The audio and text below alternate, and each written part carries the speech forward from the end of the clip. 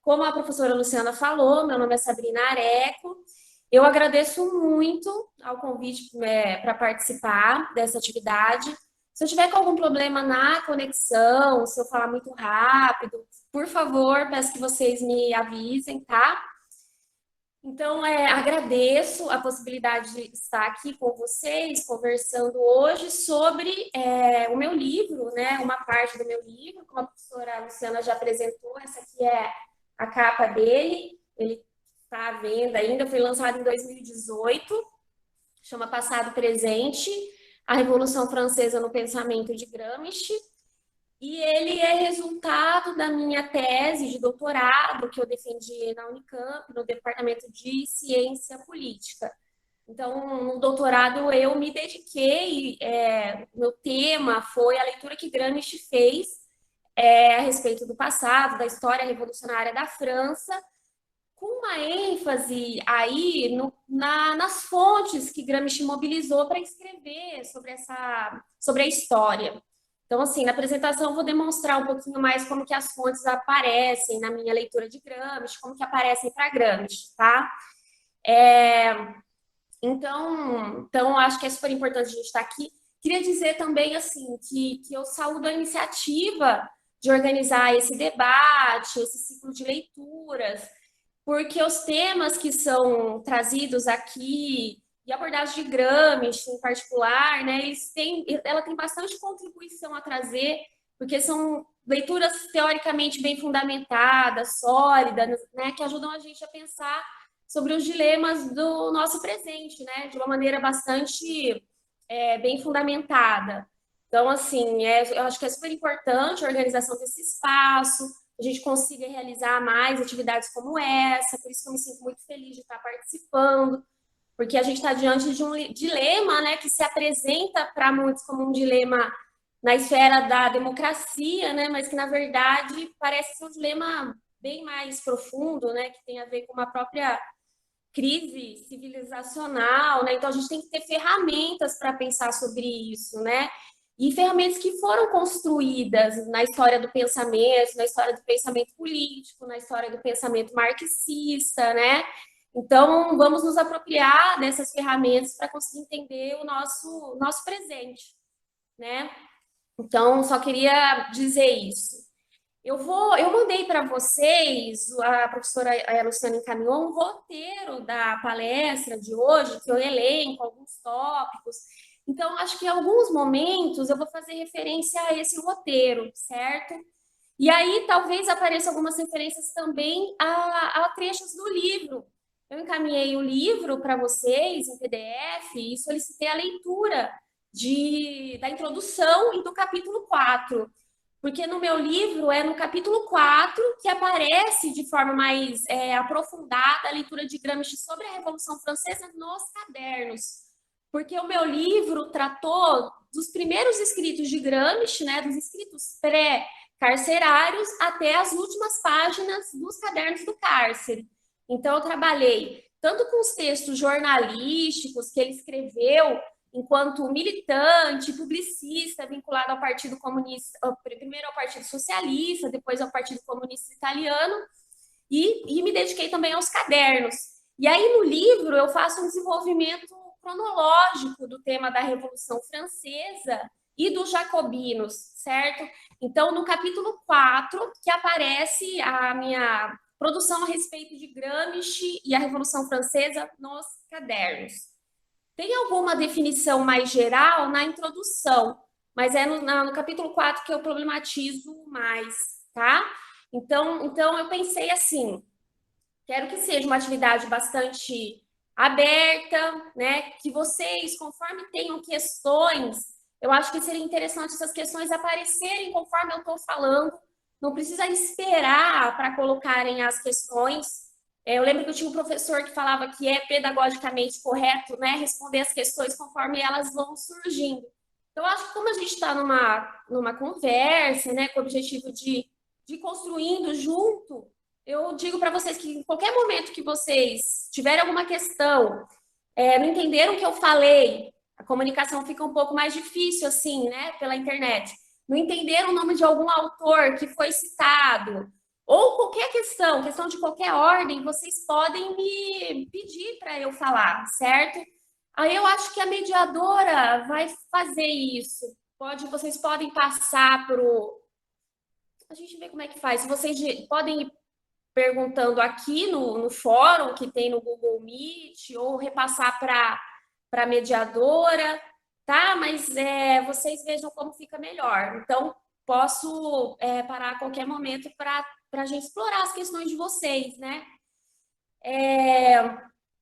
Então, aí eu pensei mais ou menos numa exposição, assim, de 40 a 50 minutos, foi o que eu me preparei. Se vocês tiverem questões, a gente vai, não tem problema em se alongar, e no final a gente faz um bate-papo, vai elaborando as questões, certo? Então, qualquer questão, estamos à disposição para debater.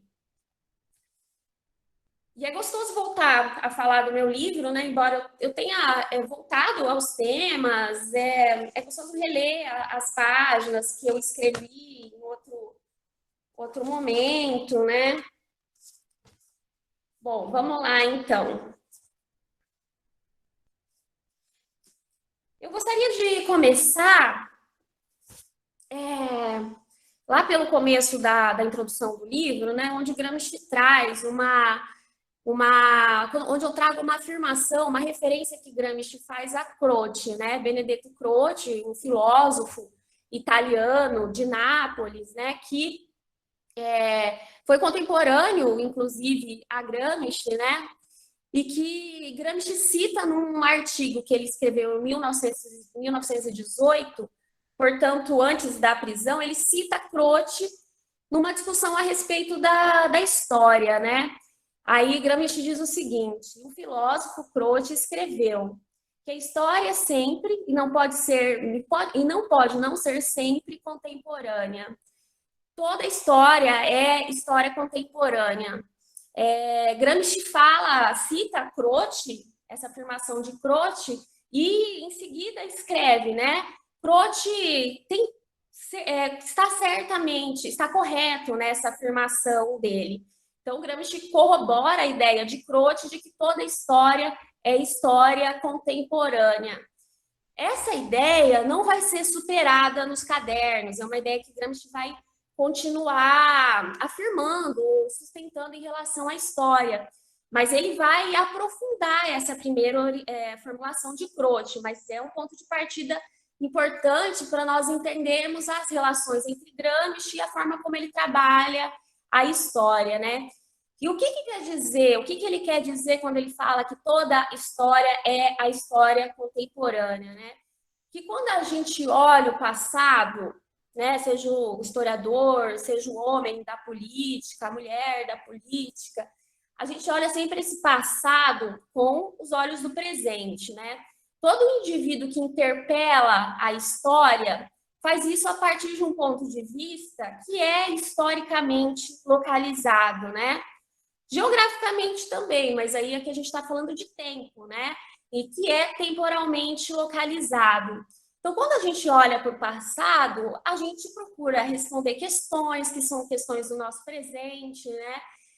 Olha sobre um ponto de vista que é um ponto de vista situado. Então, o Gramsci vai dizer que quando o passado ele é explorado, ele é repensado. Quando a gente olha para o passado, a gente repensa sobre o passado, e nesse processo de repensar o passado, ela se torna contemporânea, ela se contemporaniza. Isso é muito interessante para entender o nosso tema, o nosso assunto de hoje, mas é importante também destacar que quando eu falo isso, quando o Croce está falando isso, não significa que ele está transformando a abordagem da história numa forma de relativismo absoluto, né? Como se o passado não existisse em si, certo? Bom, o passado é um dado, o passado existe. Gramsci vai usar a expressão um dado amorfo. Ele existe enquanto passado, certo? Mas a forma como a gente vai organizar esses dados, que são esses dados amorfos, depende do ponto de vista que a gente parte, que é um ponto de vista historicamente localizado, certo? Então, acho que o ponto de partida para a gente entender Gramsci e a abordagem dele da história é essa. Então, quando ele olha, depois mais para frente a gente vai ter mais possibilidade de desenvolver isso, mas quando ele olha para a Revolução Francesa, né, para o passado do país vizinho, a Itália, ele está fazendo isso com os olhos de um homem do século XX, né? E com um homem que tem um olhar a respeito da história e da vida social, que é baseado na sua militância política, certo? Então, esse é o homem que está olhando ali para o passado, que está falando a partir de um determinado local. Então, isso é importante por quê? Porque quando o Gramsci vai produzir os cadernos, ou quando ele vai começar a escrever lá, os primeiros textos pré-carcerários dele, os artigos na imprensa, certo? Ali já existiam várias menções à França, e também, a partir de 1918, várias menções à Revolução Francesa.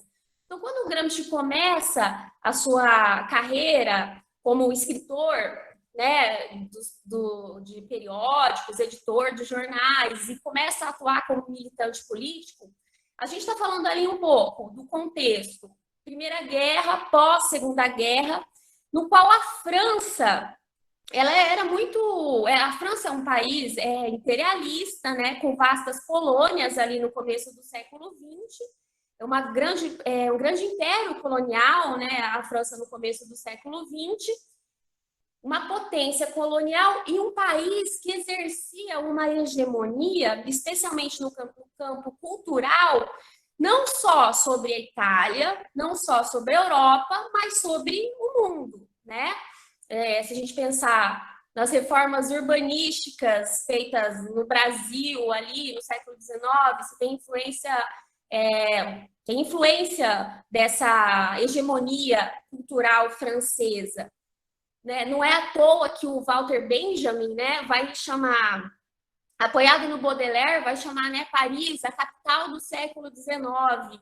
Então, era um país que exercia uma importante influência cultural sobre a Itália de Gramsci, sobre a Europa e sobre o mundo. Não era necessariamente uma potência econômica, nos cadernos, e historicamente a gente vai ver a ascensão de uma outra potência econômica ali naquele contexto de Gramsci, que foi os Estados Unidos, né, que estava se afirmando, né, que vai se afirmar como potência econômica mais tarde, no pós-Segunda Guerra, né, mas já está está emergindo como uma grande força econômica, mas a esfera de cultura no século XIX e ali no começo do século XX, ela era dominada pela França, né?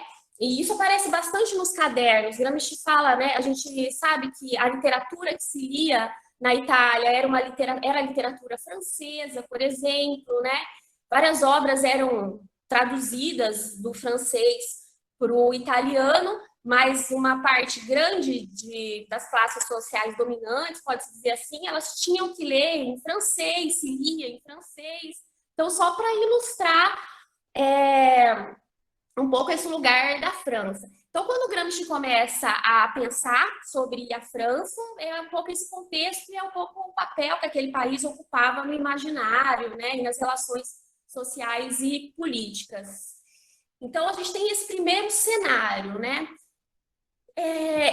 Tem um outro marco histórico que vai influenciar a maneira como Gramsci vê a Revolução Francesa, que foi depois da Revolução Russa, em 1917. Por quê? Porque depois de 1917, começa a surgir, tanto no debate intelectual, né, da produção literária, produção histórica, como nos debates políticos mesmo, uma retomada do assunto da Revolução Francesa através da construção de analogias e de comparações entre as duas revoluções, certo? Então, a história, a Revolução Francesa foi retomada com muita frequência na história, na política dos anos de 1920, certo? Então, quando o Gramsci estava pensando na Revolução Francesa, era um pouco estimulado também por esse movimento de retomada, de releitura, de reaproximação do tema da Revolução Francesa em ocasião, né, da Revolução Russa. O que uma revolução tinha a ver com a outra, né? Aí depende de quem estava olhando, de quem estava formulando, certo? Mas a partir de 1921, Lenin já tinha elaborado isso anteriormente, mas a partir de 1921 se torna muito forte um debate no seio da esquerda e dos comunistas europeus acerca da identidade entre jacobinos e bolcheviques. Então, nos anos de 1920, começa a circular muito nos debates políticos, nos jornais, na imprensa comunista, daquele contexto, uma analogia, uma aproximação entre os bolcheviques e os jacobinos. Os jacobinos, eles são o grupo revolucionário radical que dirigiu uma parte importante da Revolução Francesa. A professora Luciana tinha feito uma cronologia ali da história da Europa, da história da França. Eu adicionei alguns fatos ali que dizem mais respeito à história da França e ajudam a gente a entender os jacobinos. Então, tá. Então, a partir disso, a gente começa a pensar. Então, houve muita mobilização e muita produção de muitos textos e a ideia, a expressão jacobinos, ela começa a se fortalecer, inclusive nos debates políticos. Então, se faz muita referência a essa revolução do século XVIII. Para alguns, a Revolução Russa continuava a Revolução Francesa, né?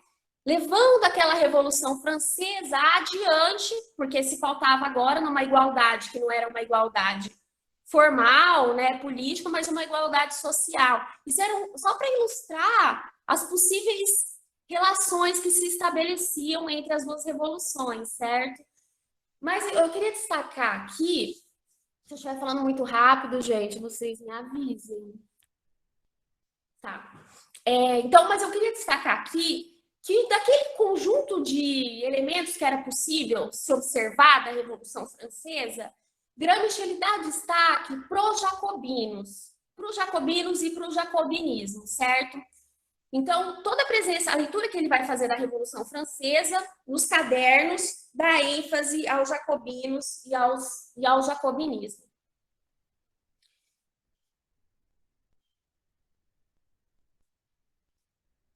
Bom, não existe nenhum fatalismo nisso, né? Existem produções historiográficas que pularam a fase jacobina, né? Quando falavam da Revolução Francesa. Por quê? Os jacobinos, eles começam a surgir com força na cena política da França a partir de 1791, né?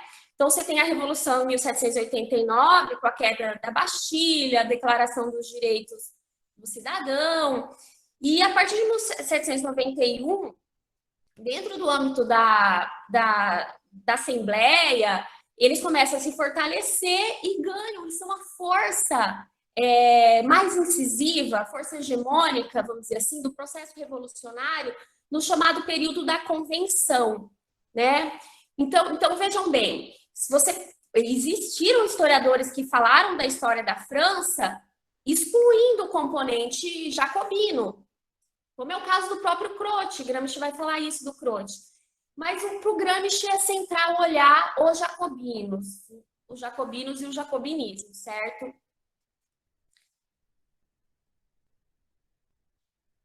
Desse fato, a gente já pode extrair um dado.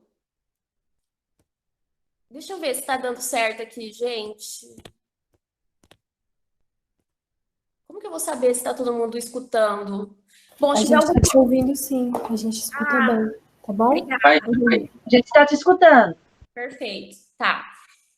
Então, o fato de Gramsci dar destaque para o partido jacobino, para os jacobinos, o nome mais importante que entrou, mais conhecido, talvez, jacobinos, foi Robespierre e Marat, né? Mas o jacobinismo ficou quase como sinônimo de robespierrianismo. Mas o que significa isso? Esse dado, essa atenção que Gramsci dá para os jacobinos, certo? E isso aí é muito interessante, porque é nesse caminho que ele vai fazer a sua leitura da Revolução Francesa. Os jacobinos representam a fase construtiva da Revolução Francesa.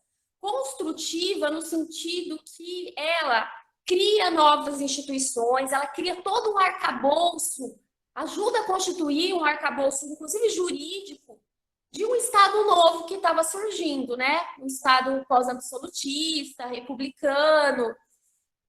Então, assim, ao contrário de outros que leram a Revolução Francesa, destacando na Revolução Francesa a corrosão do antigo regime, Gramsci vai destacar os jacobinos, vendo a Revolução como um processo longo, através do qual se constrói um outro Estado, né? Uma outra cultura, uma outra civilidade, certo?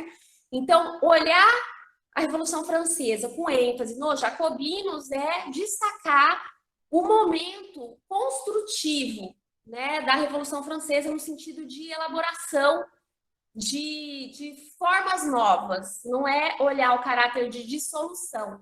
E aí Gramsci ele expande, né? Então a Revolução ela tem a sua fase ali fundamental no período jacobino, mas no Gramsci ela vai se desenvolvendo no decurso de vários anos, mais de um século. Depois a gente vai falar disso com mais atenção. Mas vejam bem, né? Então é a ênfase no processo de construção e no processo de construção que faz surgir uma civilidade completamente nova, mas que é um processo que depende de muito tempo, né? Então, acho que isso era um fato que é importante assinalar. Então, quando o Gramsci ele dá atenção para os jacobinos, como eu já falei, ele vai estar centrado numa historiografia que é uma historiografia nova, uma produção historiográfica não nova. Já existia uma historiografia que enfatizava os jacobinos, certo?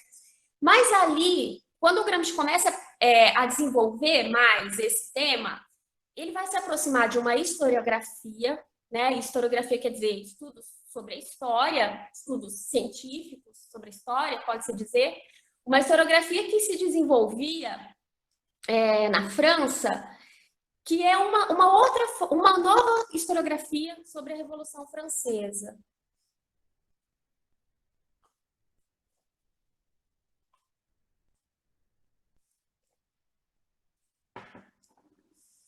Vocês lembram que, quando eu comecei a falar, eu destaquei o fato de que, para entender o que Gramsci estava elaborando a respeito da França, era importante conhecer as suas fontes, né? Com quem que ele estava dialogando, quem que ele estava interpelando, o que ele estava lendo, o que ele estava lendo, a partir do que ele, né, acessou a Revolução Francesa.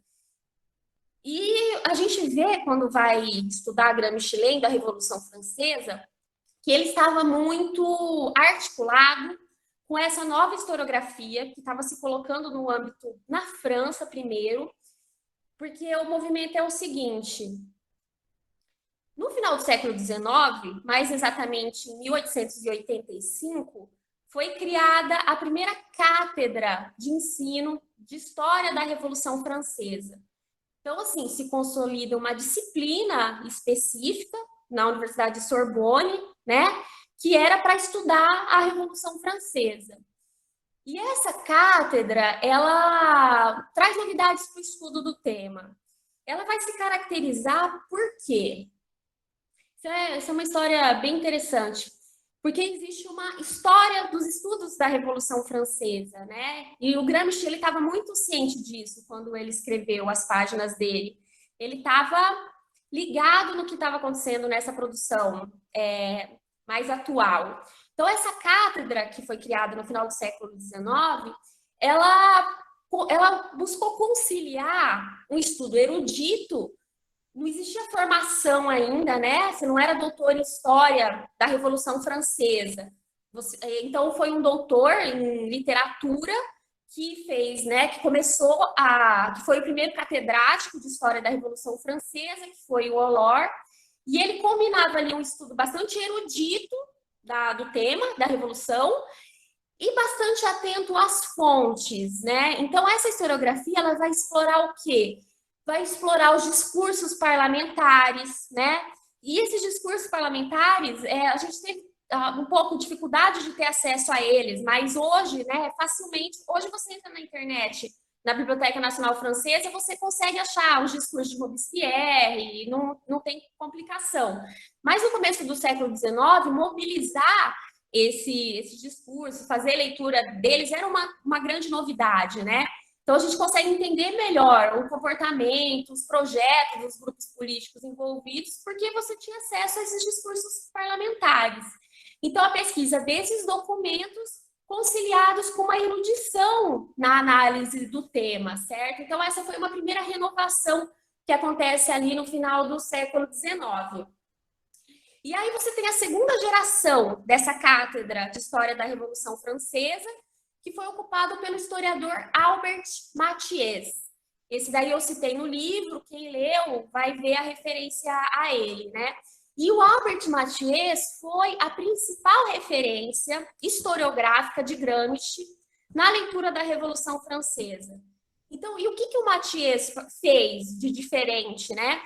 Ele fez uma análise de uma história institucional que focava o parlamento, a atuação dos jacobinos, a atuação dos girondinos, né, nas disputas parlamentares, mas associava essa abordagem com uma leitura dos grupos sociais e das lutas sociais que aconteciam não só em Paris, mas no campo, né, na região rural, associava essas lutas com a mobilização dentro do parlamento.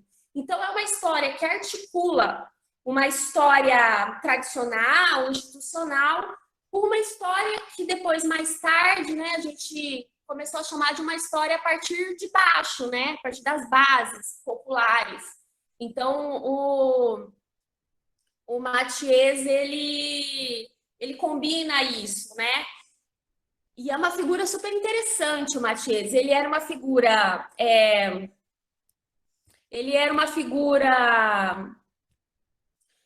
um militante republicano, radical, que apoiava algumas causas assim da esquerda, apoiou os bolcheviques, depois eu falo mais disso, né? Desde o primeiro momento, uma personalidade interessante. E Gramsci cita o Mathiez. Então, essa abordagem que Gramsci faz, que aparece nos cadernos, que articula uma atuação parlamentar com essa história de baixo, o Gramsci tira do Mathiez. E por que é possível falar isso com precisão, né? Porque o Gramsci cita o Mathiez nos cadernos, certo? E o Gramsci ele tem uma carta que ele pede para receber um livro do Mathiez na prisão, falando que ele já tinha outros, que ele queria completar uma trilogia que o Mathiez tinha publicado. Então ele tinha e ele cita, né? Ele lê na prisão e ele cita, e ali tem alguns elementos que a gente verifica que dialogam ali, que extraem alguns dados, né? Inclusive que são trazidos no trabalho do Mathiez. Então, assim, uma coisa que é interessante, porque esse historiador, ele não era... Uma vez eu lembro que eu estava procurando um evento para participar. Não, eu procurei assim no Google, Mathiez, alguma coisa, né? Aí caí numa página assim que era um evento sei lá, um encontro sobre os autores esquecidos, que ninguém sabe, ninguém cita. Porque o Mathiez foi muito conhecido no começo, nas primeiras décadas ali do século XX, mas depois ele caiu em total ostracismo, ele realmente não é muito estudado, não é muito citado. Agora, recentemente, que fizeram uma reedição de textos dele, escritos em 1917, 1918, mas ele não teve uma repercussão muito grande, assim, na segunda parte do século XX. E isso tem a ver com a história da Revolução Francesa, né? Porque outras abordagens foram ganhando destaque. A abordagem do Mathiez foi ficando de lado, outros tipos de abordagem ganharam destaque. Mas no começo do século XX, quando Gramsci estava escrevendo, só queria destacar. Onde que eu tô, gente? Que hora que eu comecei? Só para eu controlar o tempo. 12h10, estão falando aqui. Começou às 12h10. Ah, tá de boa. Via... Oi? Oi? Tá, vou continuar. Então, mas no começo do século XX, ele estava ligado a uma renovação historiográfica importante que Gramsci repercute. É legal também que o Mathiez, ele junto com o Jaurès, que foi um socialista, historiador, político importante, na França eles criaram um arquivo que foi o primeiro arquivo econômico da Revolução Francesa, com dados econômicos, né? E que é muito interessante, porque, afinal de contas, a questão... E essa é uma questão que Gramsci recupera de Mathiez, a gente vai conseguir falar mais adiante, que é a seguinte... ele pega, Gramsci cita Mathiez e fala, olha, Mathiez demonstra que a Revolução Francesa ela não foi derivada de uma crise econômica, de uma crise de abastecimento, de uma crise inflacionária, certo? E isso daí, essa afirmação de Gramsci, ela é baseada, então, citada diretamente por Mathiez. Então, Mathiez, ele tinha dados, né, da economia em diferentes regiões da França, nas diferentes províncias, que mostravam que não existia necessariamente uma crise de abastecimento ou uma crise econômica quando a Revolução explodiu. Então, o Gramsci vai falar, olha, as revoluções elas não podem ser explicadas apenas, né, por uma crise econômica. A Revolução Francesa demonstra isso, era um evento mais complexo e a política tem um papel fundamental no desenrolar desses processos.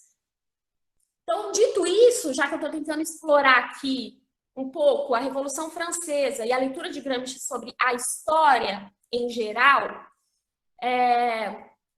quero defender aqui um ponto de vista, ou um pressuposto que é importante na leitura que eu fiz do tema, que é o seguinte, que é a ideia de que Gramsci ele não pretendia construir uma leitura histórica ou uma obra historiográfica, certo? Ele não queria fazer uma revisão da história. Não era o objetivo dele fazer uma revisão da história. Bom, outros gramscianos falam isso também. Mas o objetivo de Gramsci, quando ele analisa o passado, né, seja o ressurgimento, a unificação italiana, que a professora Luciana falou na última aula, seja a Revolução Francesa, né, seja os traços, né, que ele dedica à Alemanha, a ideia dele é de que esses elementos da história ajudam ele a construir a sua teoria política e a sua teoria política marxista. Então, eu tenho a impressão que toda vez que a gente olha Gramsci, quando ele fala do passado, isso que a gente tem que ter em mente, né? A história é como se fosse um grande campo de experimentos ou um campo empírico do qual ele analisa, né, que ele elabora interpretações históricas, políticas e que vão ajudando ele a compor a sua teoria política, certo? Então, eu entendo que a teoria de Estado, se tem, né, e eu acho que tem uma teoria de Estado, né, nos cadernos, ela deriva bastante da análise que ele faz da França, né, a ideia de revolução passiva e de revolução, todos esses conceitos, né, ele constrói a partir de uma análise cuidadosa da história, certo? Isso não significa que vários historiadores depois leram algumas interpretações de Gramsci e foram, né, pesquisando e conseguiram fazer renovações, revisões, pode-se dizer, históricas a partir de Gramsci, mas o objetivo dele era a elaboração de uma teoria política e entender também, né, que essa teoria nunca se desconecta das possibilidades de transformação, de emancipação dos grupos subalternos, né? Então, uma teoria política e que olha para o futuro também, né? Então, Gramsci não pretendia elaborar uma interpretação ou uma obra de tipo historiográfico, certo? Mas sim usava a história, pode-se dizer assim, em sua tarefa de construir uma teoria política, certo?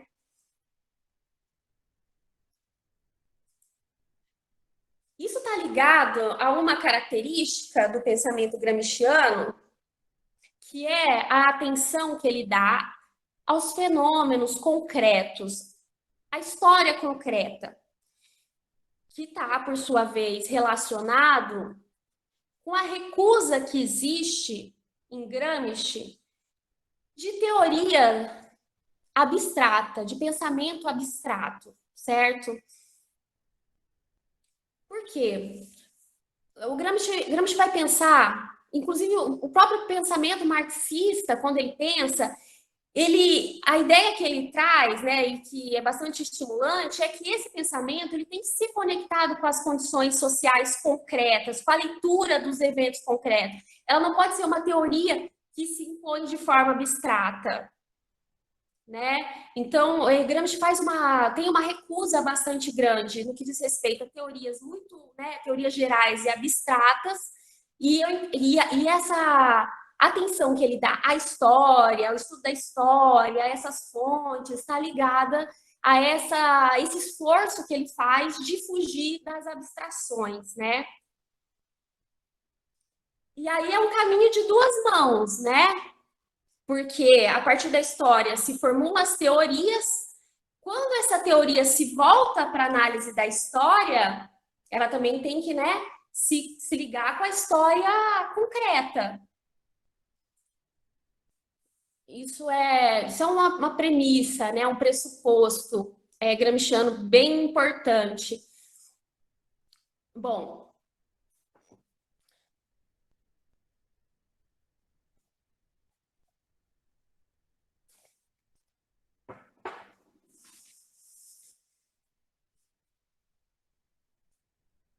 porque para Gramsci a história é política e a política é história. A história é política e a política é história.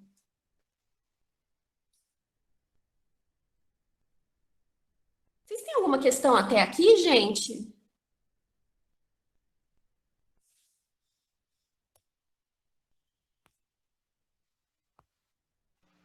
Tem, professora. Sebastião Coelho fez aí, deve estar na tela. Deixa Sobre a questão da afirmação de Benedetto Croce, Certo. sobre que toda a história é contemporânea. Eu tenho um questionamento quanto a essa afirmação dele. Professora, está me ouvindo? Tô. O Sebastião perguntou quanto à afirmação de Benedetto Croce de que toda história é história contemporânea. Não é um pouco relativista? O historiador não pode abstrair o momento presente e, estudando e considerando todo o passado sem nenhum vínculo com o presente, fazer um retrato do passado mais fiel?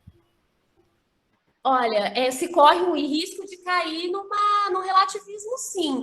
Mas o Gramsci vai falar, quando ele pega essa afirmação do Croce, né, de que toda história é história contemporânea, e ele vai falar, Croce está certo, né, ele fala isso em 2018, só que depois, mais tarde, quando ele vai desenvolver isso nos cadernos, ele vai falar o seguinte, isso é legal, que vai me ajudar a me conectar com essa ideia de que toda história é política e toda política é história, certo? Quando a gente olha o passado, por exemplo, Gramsci olhando a Revolução Francesa, por que essa leitura do passado é uma leitura política e é uma leitura contemporânea também, sem ser relativista, certo? Porque ele está vivenciando dentro da prisão, analisando o processo de crise, ou de derrota, na verdade, do movimento comunista internacional, né, da esquerda internacional de fato, porque ele foi preso como prisioneiro do fascismo, né, com fortalecimento das forças nacionalistas. Então, o Gramsci está no cárcere também vendo essa derrota, certo? E aí ele olha para o passado sobre esse ponto de vista. Então, olhar esse passado ajuda ele a entender como se chegou até esse presente, né? Até essa derrota das forças progressistas, das lutas pela emancipação na Europa e na Itália, mas ele também está pensando sobre o futuro, porque em diferentes momentos, quando ele olha para a Revolução Francesa, ele está pensando na possibilidade, e essa é uma ideia que está bastante nos cadernos, que é quando o Gramsci vai atribuir um sentido positivo para os jacobinos, depois eu vou falar melhor disso, que é a seguinte: existiria a possibilidade do jacobinismo ser algum tipo, trazer alguns elementos para se pensar a estratégia política dos grupos subalternos no futuro, daqui para frente, ou então a Revolução Francesa poderia ajudar, isso em diferentes momentos dos cadernos também dá para ver, ajudaria a gente a pensar nos dilemas que a Revolução Russa estava vivenciando naquele contexto, certo? Então, vejam bem, essa é uma questão que é completamente animada pelo seu presente, pelas suas perspectivas de luta política e pelo seu presente. Então, as questões que ele coloca para o presente, que ele coloca para o passado, são questões trazidas pelo presente. Mas ele não nega que o passado existe, o passado é. Só que o passado é amorfo, o passado é desconecto, ele amorfo é a expressão que ele usa, que eu acho que é boa, né? Então, e a gente vai reconstituir esse passado a partir das questões do nosso presente. Então, eu tenho a impressão que Gramsci ele não vai recair, né, de forma nenhuma no absolutismo, no relativismo absoluto, mas, ao mesmo tempo, vai trazer uma questão que até para nós é muito relevante, que é a seguinte, né? Que diz respeito à objetividade do conhecimento, né? A gente sempre... Ai, gente, mexer alguma coisa. Tá tudo certo, né? Tá. E nós somos sujeitos historicamente localizados, né? Que olhamos para o passado, para o futuro. Isso envolve que somos sujeitos políticos também. Nesse sentido que vem a afirmação, né, de Gramsci. Porque ele não procura fazer uma historiografia objetiva, mas parte de dados que são concretos. A história existe. E por isso que é legal esse fundamento, essa base empírica que ele busca nessa nova historiografia que estava sendo produzida na França, certo?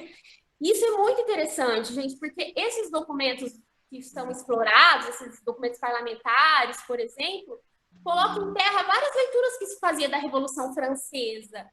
Por exemplo, tem muita gente que fala, a Revolução Francesa não foi uma revolução popular de verdade. Ou então a Revolução Francesa não foi, como é que se coloca? Não foi uma revolução burguesa, né? Os críticos liberais dizem isso. Só que se você pega os discursos parlamentares, você vê que existia todo um projeto de classe muito bem colocado.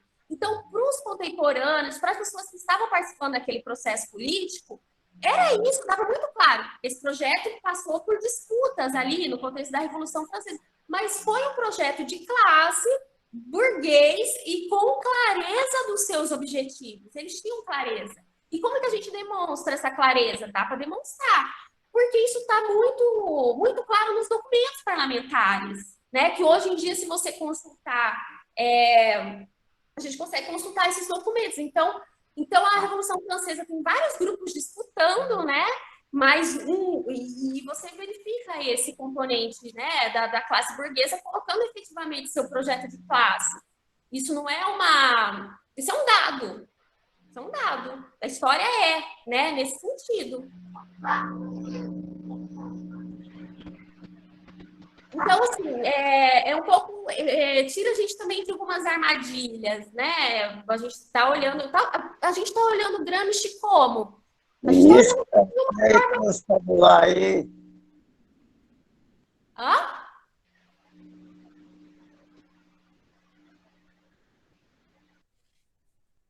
a gente está olhando o Gramsci como? A gente está olhando o Gramsci de uma forma completamente interessada, por exemplo, né? As questões que a gente está buscando nele, isso não significa que a gente não está lendo o texto, tentando entender o contexto dele, se apropriando do texto gramsciano, a obra dele né? Tá lá, tem o texto.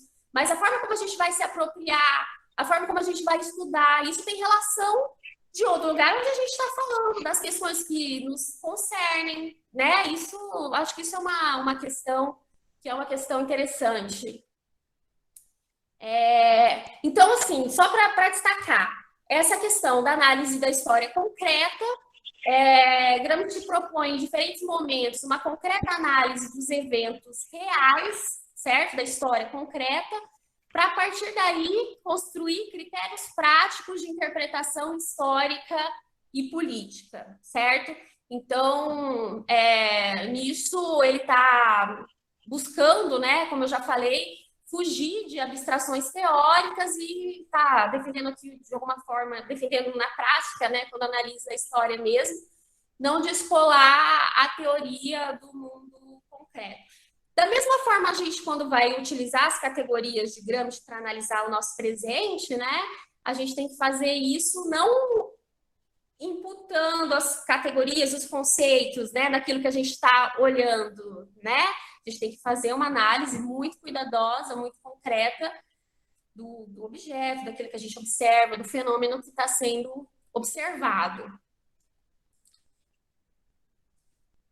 Não sei se eu respondi, Sebastião. Você quer falar mais alguma coisa? Respondeu, professora. Eu queria falar sobre essa questão de história. Assim como termos como cultura, dialética, hegemonia, são termos de significação muito lata, né? Muito larga. E cada autor usa a seu prazer e conforme as concepções da sua teoria política, socioeconômica e tal. Segundo Gramsci, eu gostaria de perguntar, a história para ele seria um local onde ele foi garimpar as soluções para a sua teoria política, tanto para o presente quanto para o futuro, em termos de revolução, culturalismo, mudanças sociais, soluções para diminuição das desigualdades sociais através da universalização da cultura, da educação e de outras ideias mais. Isso é super interessante, né? Eu vou te falar, porque assim, quando eu penso no que eu estudei mais, assim, mais um pouco, né, que foi a questão da Revolução Francesa, eu tenho a impressão que ele está olhando um pouco, né, também para a Revolução Russa, para as questões do presente dele. Tenho a impressão que sim, né? E aí ele elabora esses critérios mais gerais de análise, uma teoria a respeito do funcionamento do Estado, uma análise histórica de como se conformam as relações de forças, né? Quais são as saídas encontradas pelos grupos ali, né? Eu tenho experiência que ele parte, sim, né, dessas experiências do passado, mas ao mesmo tempo, a história, e ele vai destacar isso em diferentes momentos, né? A história não é pura repetição, né? Então, se tem alguma possibilidade de ajudar a construir o futuro, ao mesmo tempo, o que há de vir, a gente não consegue antecipar, né? Então, acho que nesse sentido é interessante, porque, inclusive, quando se fala do jacobinismo, por que é interessante, né? Que dá para a gente desenvolver um pouco, assim. O jacobinismo, ele foi visto, quando ele surge no século XVIII, depois no século XIX, como uma aberração, um deslize histórico, vamos dizer assim, né? Uma força que surge, e as analogias para essa força, sempre quando se fala de um processo revolucionário, do processo revolucionário francês, né?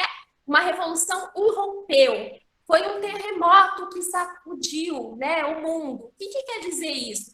são analogias que a gente tira dos fenômenos naturais, né, para dizer que alguma coisa alterou aquele ritmo de continuidade que muitas vezes as pessoas atribuem para a história, né? Como se a história fosse só continuidade, como se a história fosse só repetição, né? E aí, quando surge um evento, que é um evento que foge desse esquema de repetição, pode-se dizer assim, a gente não sabe nem muito como se referir a eles, né? Então, se fala de terremoto, uma coisa que explodiu, são essa analogia com os fenômenos da natureza que se busca. Mas, se a gente fizer uma leitura atenta do passado, a gente vai ver que a história não é só repetição, né? A história não é só continuidade. A história é também transformação que às vezes, né, se dá de maneira radical e tudo isso. Isso é muito, muito interessante, porque existe uma leitura muito, no final das contas, positivista a respeito da história, que imagina que ela vai num fluxo, né? Ou ela é contínua, ela se repete, ou ela vai mudando de forma incremental, né? Um pouquinho. Mas a história não nos mostra isso. Existem momentos na história que a mudança, que existe uma aceleração do tempo histórico, para usar uma expressão talvez do Ben Said, né? Existem momentos que são momentos particulares. É muito interessante pegar, por exemplo, eu vou fugir um pouquinho, mas vai ser só um parênteses, tá? Pegar Tocqueville, Lembranças de 1848, que é a Primavera dos Povos, em Paris, né? E pegar Marx, né, analisando depois, 1848 e tal. Os dois, o Tocqueville, ele percebe que tem alguma coisa muito forte acontecendo, muito poderosa, né? Assim como outros leitores do seu presente, vamos dizer assim, outros intelectuais, outros militantes políticos. Então, tem momentos na história, e a gente estudando história, a gente aprende isso, que as coisas acontecem, as coisas se aceleram, existe aceleração do tempo histórico, né? Então, é interessante pensar isso, assim. Então, os jacobinos, para os historiadores, lá no século XVIII, século XIX, século XX, também, né, se discutiu os jacobinos, eles são vistos, foi uma derrapagem, foi um acidente, foi algo, né, que explodiu. Gramsci vai falar, os jacobinos são história, se assentam no movimento histórico anterior, mas eles são vistos como anti-história, como se não fizessem parte da história. Né? Mas não tem nada fora da história. Esse é o nosso dilema, né? Tá. Então, eu vou tentar avançar nisso. Então, eu acho que já ficou claro, né, que da Revolução Francesa, o fator determinante é o jacobinismo, certo? É o jacobinismo que, por exemplo, ele coloca em confronto a revolução, a formação do Estado na Itália, o ressurgimento, quando ele coloca em contraste com a Revolução Francesa, o que ele vai falar? Olha, a revolução, o ressurgimento, a unificação italiana, ela foi frágil porque faltou o jacobinismo, faltou esse componente político que é o jacobinismo. Então, é central na análise dele da Revolução Francesa, o jacobinismo. Só que essa não foi sempre a visão de Gramsci, né? Eu coloquei ali no roteiro uma cronologia de como Gramsci lê os jacobinos, certo? Para a gente entender um pouco o desenvolvimento do pensamento dele, né?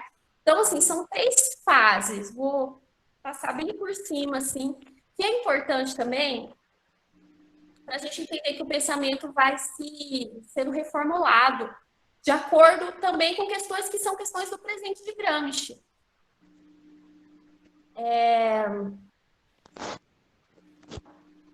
Eu não sei se vocês estão com o roteiro.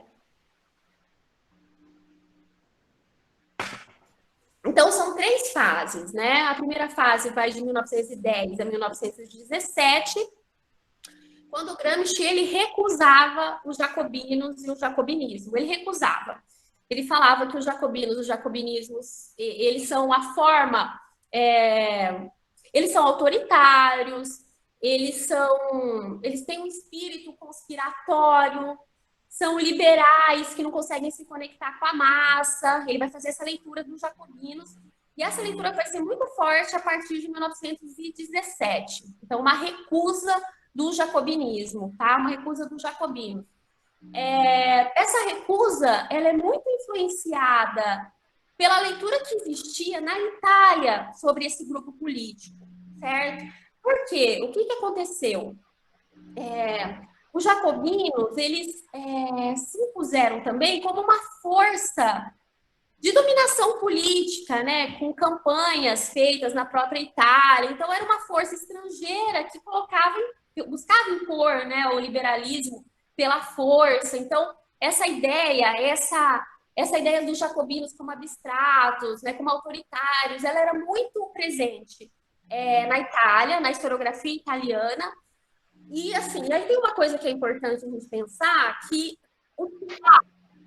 Oi? Nada, né? Tá. Que essa expressão jacobino e jacobinismo, ela fazia parte, assim, do debate intelectual italiano, depois vai se fortalecer no debate dos anos 1920, mas era uma palavra que fazia parte do vocabulário político, certo? Era uma palavra que fazia parte do vocabulário político. Então, o Gramsci ele vai ter a absoluta inicial dos jacobinos. A partir de 1917, então ali, em 17 e 18, ocorre o que a gente está chamando aqui de segunda fase da leitura dos jacobinos, que a gente chama de um adensamento da análise histórica.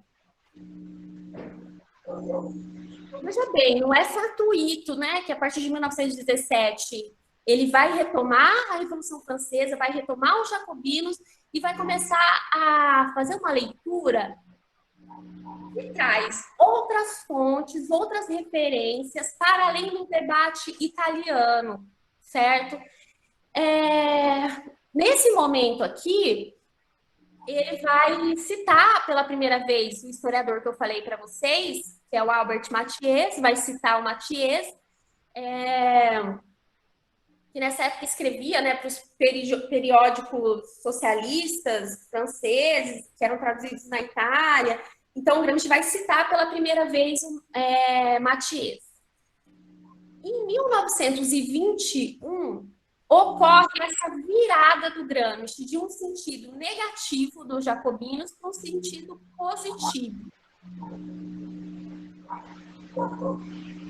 Isso está ligado a um artigo, o Gramsci ele vai traduzir um artigo que o Mathiez escreveu que chama Bolcheviques e Jacobinos, ou Bolcheviques e Jacobinismo. Não, é Bolcheviques e Jacobinos. Bolcheviques e Jacobinos, do Albert Mathiez. Que vai falar o quê? Que os bolcheviques são a continuação dos jacobinos, continuam as lutas. Nessa época, o Mathiez ele era próximo da Terceira Internacional, né, que já tinha se formado,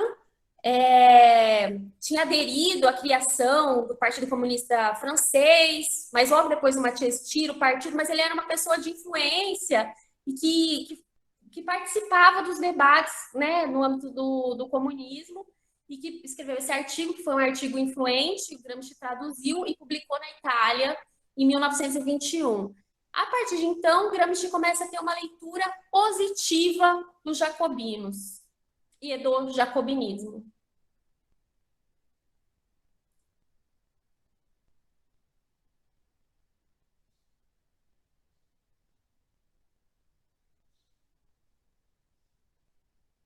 Eu acho que eu vou falar mais um pouquinho aqui, e aí a gente faz uma pausa de novo para ver se tem questões, tá? Só vou encerrar essa discussão. Então, são essas três fases, né, da presença dos jacobinos e do jacobinismo em Gramsci. Essa última é uma fase que ele pensa de forma positiva, os jacobinos, certo? antes dele chegar a essa formulação, ele faz uma coisa que é super interessante nos cadernos, que é uma escavação histórica dos usos que foram feitos do termo jacobinos e jacobinismo. Faz uma escavação histórica do uso dessas expressões. Então, ele vai falar, olha, Hegel tinha falado isso. Então, ele vai vendo o quê? Que o sentido dessas expressões muda de acordo com o tempo. E muda também de acordo com o local onde se fala. Mas ele foi ganhando diferentes sentidos. Então, assim, quando se falava de jacobinos ou de jacobinismo, o jeito que circulava na linguagem não tinha mais relação direta com aquele grupo revolucionário lá do século XVIII, certo? Então, ele vai falar o seguinte, que existem dois sentidos de jacobinos e de jacobinismo que circulam. Um é o jacobinismo ao avesso, um jacobino no sentido limitado, que é o que vê eles como autoritários, né? Que é um sentido mais difundido no começo do século, na Itália. Outro é o que ele chama de jacobinismo de conteúdo. Então, jacobinismo ao avesso e jacobinismo de conteúdo. Esse jacobinismo de conteúdo que é o que Gramsci vai valorizar, certo? Eu vou indicar aqui dois aspectos que são centrais nesse jacobinismo de conteúdo. O que caracteriza ele? Ele é realista e ele consolidou construir na França uma unidade entre campo e cidade. Só para a gente ficar com dois traços mais centrais.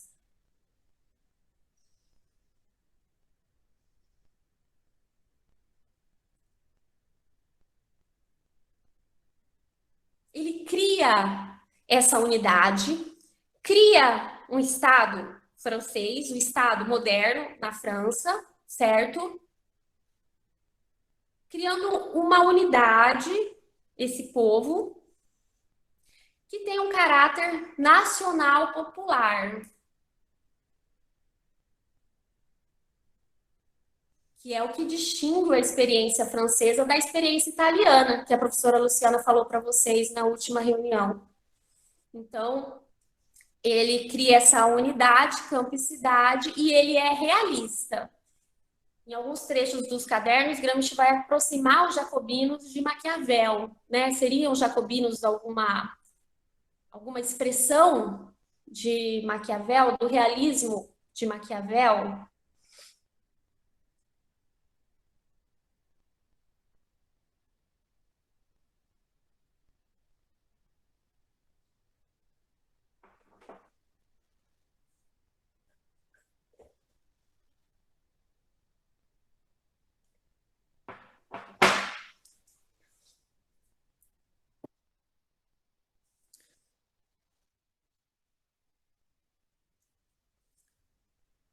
E aí, gente, estou falando agora não dá para falar tudo de novo, né? Mas vocês têm alguma questão? Gostaria que eu retornasse em algum ponto que não ficou claro? O Isaías Alves colocou uma questão. Eu não sei se ele quer falar ou eu leio. Ele pergunta qual a relação que podemos fazer entre a Revolução Francesa e o ressurgimento italiano. Uhum.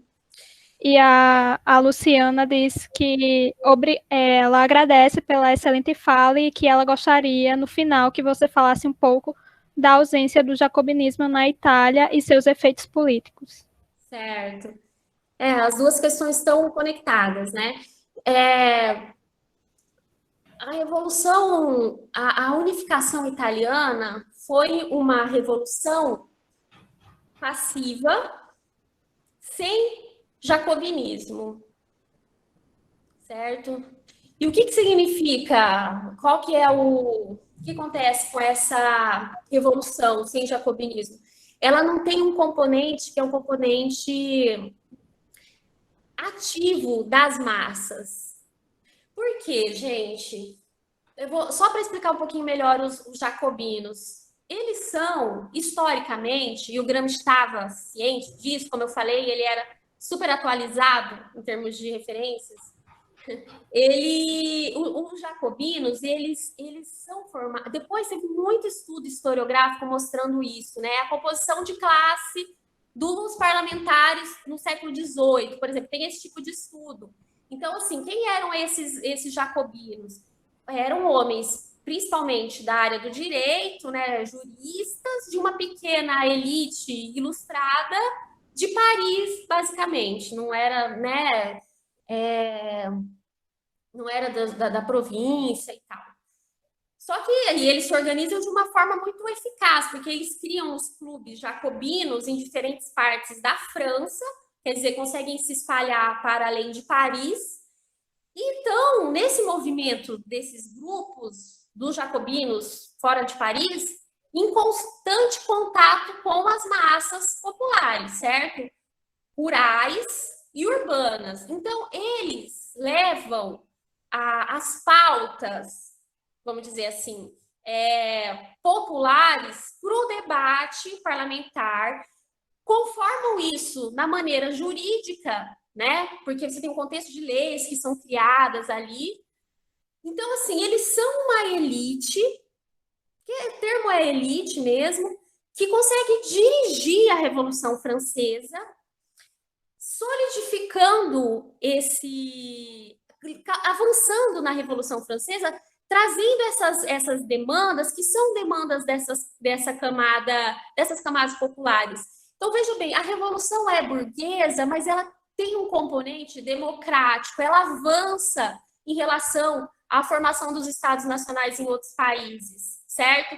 Então, quando o Gramsci vai analisar o ressurgimento italiano e a Revolução Francesa, ele vai falar assim, olha, a primeira coisa, a unificação italiana, ela foi uma revolução pelo alto, né? Pelos grupos intelectuais, pelas forças que dominavam no passado, e não tinha uma força política ousada, vamos dizer assim, como os jacobinos, que faziam com que aquele componente popular fosse colocado. Isso aí, gente, é muito importante em termos de definição do Estado em Gramsci. Por quê? Porque a Revolução Francesa significa que a Revolução ela é burguesa, Gramsci nunca se enganou, né? E os jacobinos eram burgueses. Só que para a Revolução se consolidar, era preciso, e o Estado se conformar, vocês lembram do que caracteriza o Estado, né, para Gramsci? Força e consenso. Então, para o Estado se estabilizar, era preciso obter o consenso, e consenso ativo, né, dessas massas populares que estavam reivindicando no contexto da Revolução Francesa. E os jacobinos que exercem esse papel. E não tinha um partido jacobino na Itália, tinha um partido liberal que não tinha uma burguesia forte, certo? E não tinha um partido como foi o Partido Jacobino. Então, por isso que o fator distintivo que faz uma revolução, faz o processo de mudança avançar no sentido democrático, e o outro ficar limitado é a falta dos jacobinos, do jacobinismo, certo? Então é uma revolução burguesa, mas que conforma um Estado que se mantém, né, permanente, uma dominação permanente, uma hegemonia total que é estável, né, apesar dos conflitos que vão marcar a história da França, mas que não se coloca em questão a dominação de classe burguesa, porque vai se obtendo, né, esse equilíbrio aí entre a força e o consenso, certo? É preciso né, trazer essas pautas que são as pautas, as demandas populares para que a revolução aconteça. E aí o que Gramsci vai falar? Os jacobinos, eles conseguem ver o que a burguesia não conseguia ver. A burguesia enquanto classe, né? Eles como partido conseguem ver o que a burguesia não via. Porque eles conseguem pensar o futuro da revolução e a manutenção da revolução. Porque no contexto de criação desse novo Estado, se cria lá um parlamento, né, que está pressionado pelas forças populares e tudo isso, a burguesia não quer ceder e aí os representantes de terra e a monarquia, que tinha representação também no parlamento, eles não queriam ceder. Teve a Revolução em 89, teve a queda de Bastilha, se cria lá uma força constituinte que tem representação das forças de antes. Eles não querem ceder. Né? Imagina um debate ali parlamentar, está se construindo uma Constituição, quer se estabelecer uma república, e tem monarquista defesa de monarquistas dentro desse debate constituinte. Eles não querem ceder, certo? Uma coisa é fazer a Declaração dos Direitos dos Homens, outra coisa é definir outra forma de propriedade no campo, por exemplo, né? Outra forma é suprimir de verdade o direito senhorial, por exemplo. Então, tudo isso vai ter que criar leis, vai ter que ter todo um debate ali e tal. E essas forças, elas não querem ceder, porque eles falavam, não, propriedade é sagrada e tudo isso. Eu vou explicar depois melhor um pouco a coisa do campo. Mas os jacobinos falam, não, a gente tem que ceder aqui para tornar a república estável e a dominação de classe estável. É esse arranjo aí que caracteriza a Revolução Francesa. Então, e nesse sentido que é distintivo da unificação italiana. E veja bem, isso é interessante, porque a Revolução Francesa, para Gramsci, é a forma clássica de construção da hegemonia burguesa. Clássica, certo? Mas é a forma clássica e, ao mesmo tempo, excepcional. Única. Não se reproduziu depois nos outros países. E por que não se reproduziu?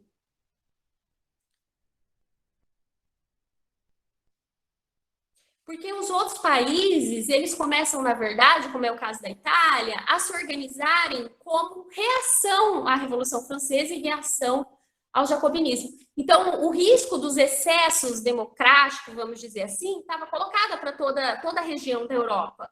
Então, se trata de evitar o jacobinismo. Ele cria, com essa força política, esse movimento histórico, cria uma reação, que é uma reação nos demais países, né, nos demais estados, no processo histórico subsequente.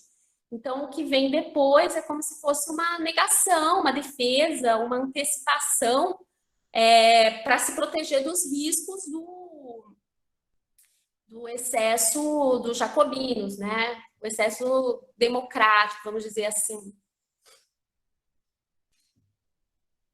Mais alguma questão? Não sei se eu respondi. Você acha que eu respondi?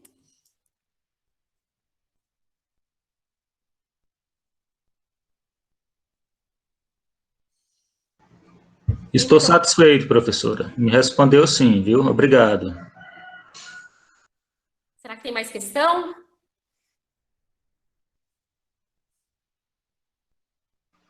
Posso fazer uma pergunta, professor? Já estou sendo impertinente. Claro, imagina. Posso? Pode, Eu claro. posso fazer uma pergunta? Eu estava fazendo as contas aqui. São 231 anos desde que rompeu a Revolução Francesa com a queda da Bastilha, o povo com necessidade e também as ideias iluministas sendo colocadas em prática, os revolucionários Jean-Paul Marat, Danton, Robespierre, todo mundo tocando fogo aí na fúria da multidão. No entanto, era uma revolução burguesa. E os burgueses, né, em determinado momento, estavam tentando controlar essa fúria, porque a revolução estava saindo do controle deles e poderia virar-se a qualquer momento contra eles, né? Então, a classe burguesa ela foi muito inteligente, foi prática, aliás, foi romana, né? Sobre preservar o seu império. Então, de lá para cá, 230 anos, e a burguesia continua no poder, né? O que fez levar a classe burguesa a permanecer tanto no poder e colocar os seus pressupostos, seus paradigmas, né? Até hoje, estar ainda, né? Fazendo com que eles permaneçam no poder. O que eles bem fizeram foi isso. Porque toda revolução começa, mas não sabe como termina. Eles não começaram, controlaram e ainda até hoje estão no poder. O que a gente fazer para jacobinar isso aí? Perfeito, isso mesmo. E aí os jacobinos têm uma fundamental importância nisso, né? É muito interessante, assim, porque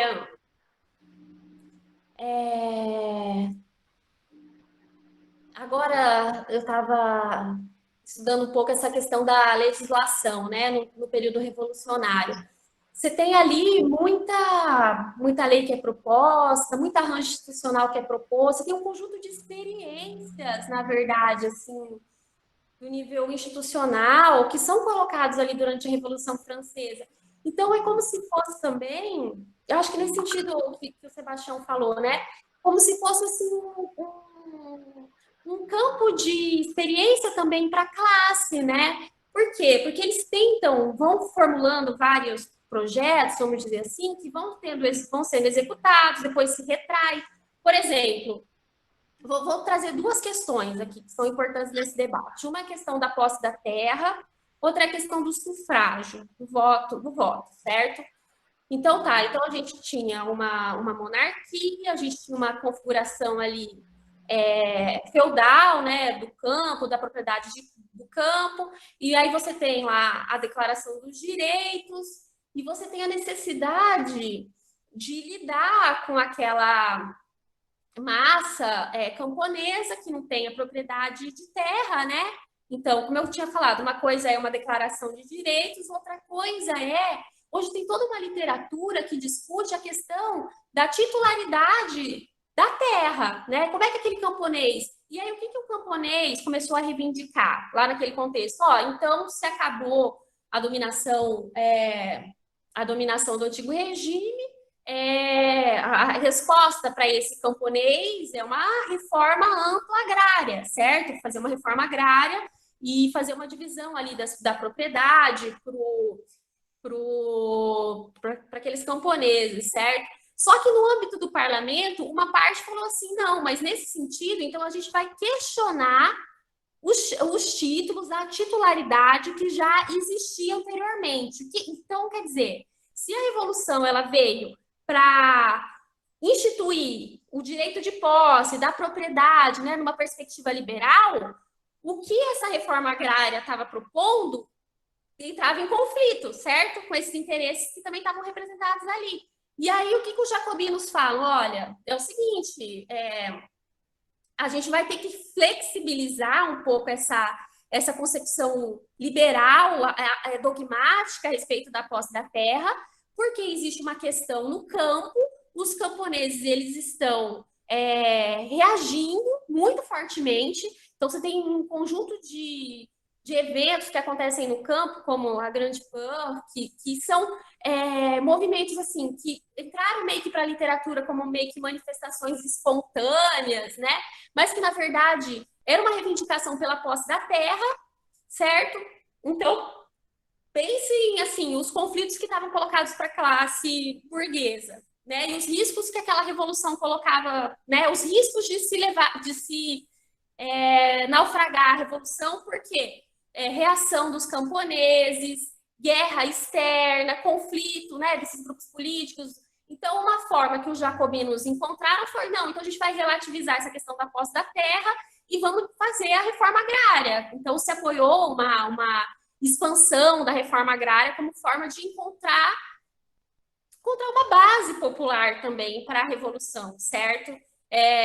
E outra questão que... Então, veja bem, eles foram experimentando, partindo de uma concepção anterior, né, liberal, que, olha, é a posse da terra, esse é o princípio absoluto. Aí os jacobinos vão e falam, não, peraí, a gente vai ter que ver se esse princípio vai ser tão absoluto assim, porque senão a questão do campo não vai ser resolvida. Então, por isso, no século XVIII, eles fazem uma grande reforma agrária.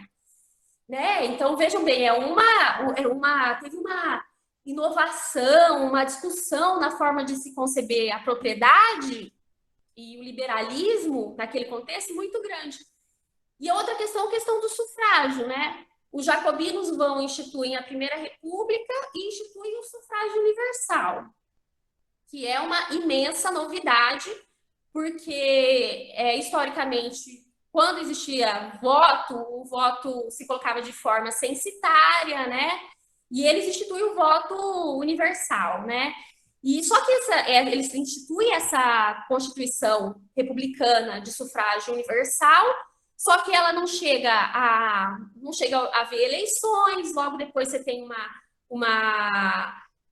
reação, né? A República dos Jacobinos, você tem o Termidor, você tem a restauração monárquica, você tem vários momentos assim que essa questão inicial do sufrágio ela é abandonada, né? Ela é dispensada, mas depois ela retoma. Então, mas vejam bem, como que se experimenta, vamos dizer assim, uma fórmula, né? Que é uma Constituição republicana de sufrágio universal, que depois se tornou também nos Estados Unidos, né? Mas nos Estados Unidos no começo era censitário, que depois se tornou uma instituição fundamental das democracias liberais contemporâneas, né? E é uma invenção, assim, vamos dizer, daquele contexto. O Roosevelt fala, né, que o sufrágio universal foi inventado, pode-se dizer, naquele contexto ali. Não estava na teoria política, não estava na filosofia política anterior. É uma invenção prática, né? Então, veja bem, então tem uma série de... Aí Gramsci vai falar assim, a Revolução Francesa ela vai consolidando a hegemonia da classe burguesa através desse longo arco de eventos, né, de avanços, de recuos, até encontrar uma fórmula adequada, que é a democracia parlamentar, certo? Que garante a hegemonia de classe da burguesia, garantindo ali um equilíbrio, que é um pouco sempre instável, né, entre força e consenso, mas estabiliza uma hegemonia de classe, né?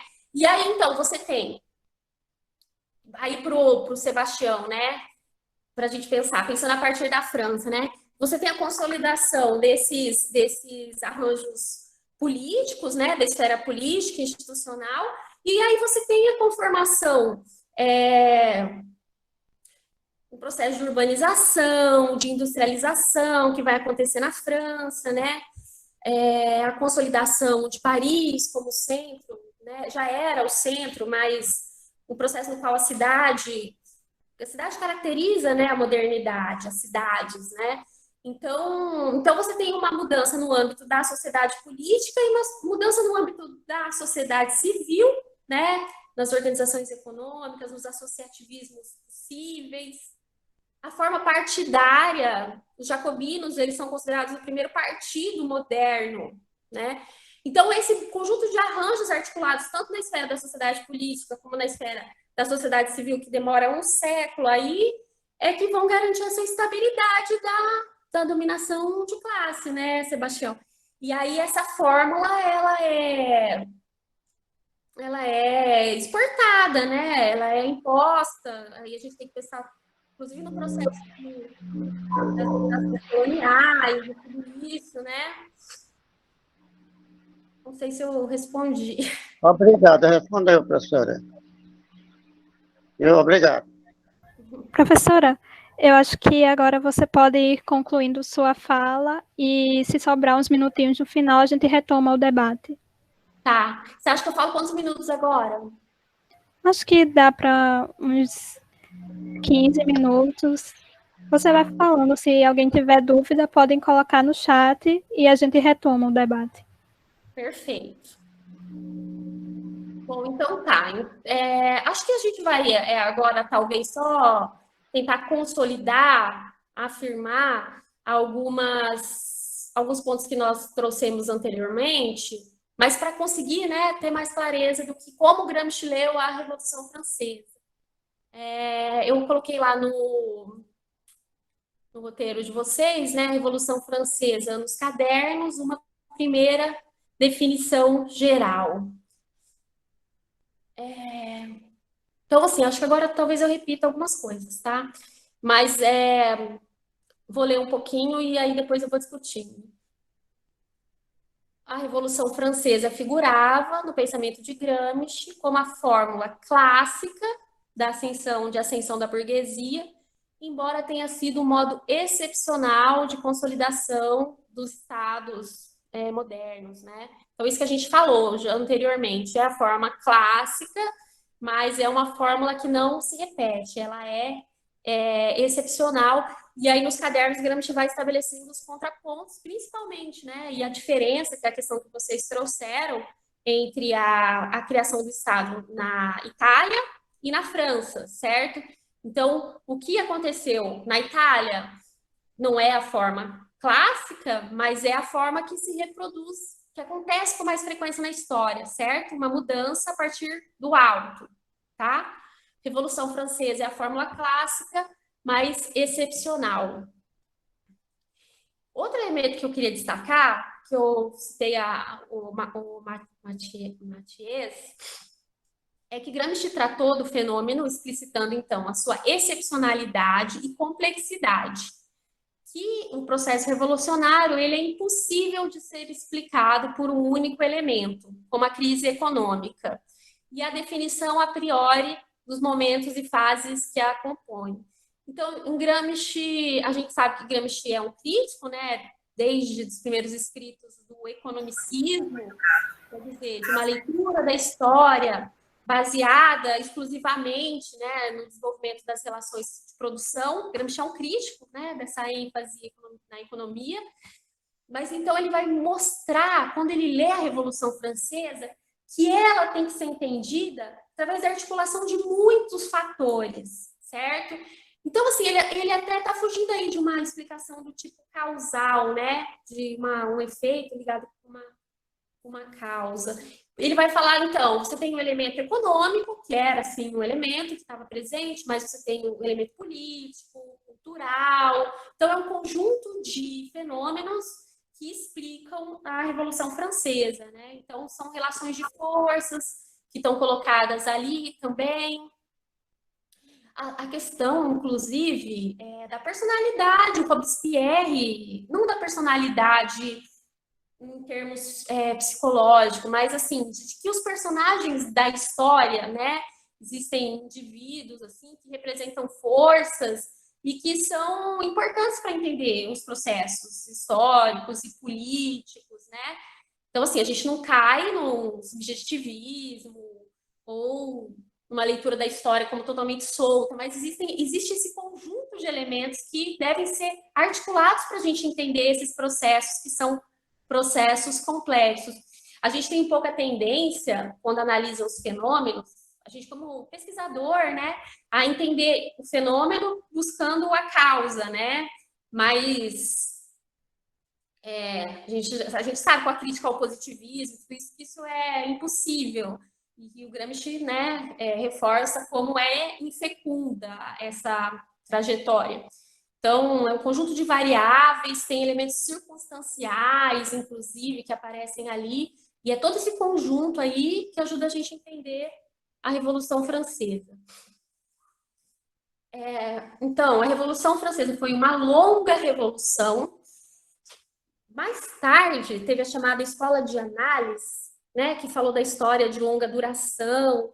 Gramsci escreveu, mais ou menos na mesma época que a Escola de Análise, mas ele não teve contato, né? Ele é um pouquinho antes, se não me engano. Mas a ideia é que o fenômeno, ele precisa desenvolver todas as suas potencialidades, vamos dizer assim. Então, foi uma longa revolução. Então, você tem o evento de 1789, 1794, 99, 1830, 1871. Tem um trecho que ele fala assim, olha, todas as potencialidades parecem ter sido esgotadas na Primeira Guerra Mundial. Então, é um fenômeno longo, certo? O que significa isso? Significa que no decorrer desse período há uma transformação completa, certo? superação do estado de fluidez inicial da sociedade francesa, no início, né, com escasso desenvolvimento das organizações sociais, restrita presença estatal, e isso vai sendo deixado para trás no curso desses acontecimentos, no curso da história da França, né? Então, vai se complexificando, inclusive, a sociedade civil, né? Os elementos da sociedade política, como eu já falei para vocês. Então, é um evento de longa duração.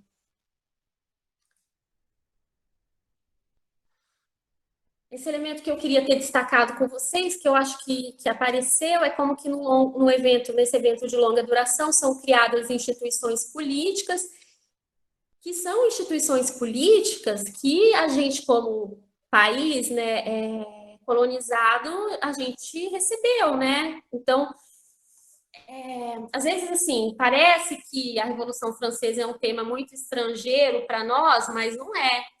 Porque as instituições que foram criadas lá, as instituições políticas, que são as instituições das democracias liberais, são as instituições políticas do nosso Estado, né? Então essas instituições são criadas lá e são difundidas, né, a partir de processos de dominação, expansão colonial e tudo isso, né? O sistema de partidos, o sistema de representação, e o Estado também vai... Essa questão, vejam bem, a questão da reforma agrária, que nós fizemos menção, né? Você cria, então, na França, um conjunto de indivíduos, né, que são esses camponeses, que têm uma relação direta, então, com a propriedade, com a sua propriedade de terra, instituindo uma relação de tipo liberal, né, de posse, por toda a França, né?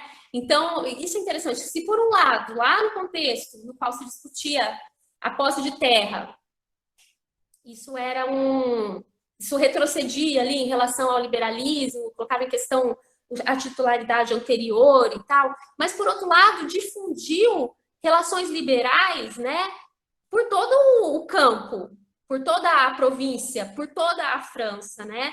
Então, e aí o país, que era muito caracterizado pela forte presença de Paris, começou a ter representação estatal por toda a região. Então, o Estado também se faz presente, né?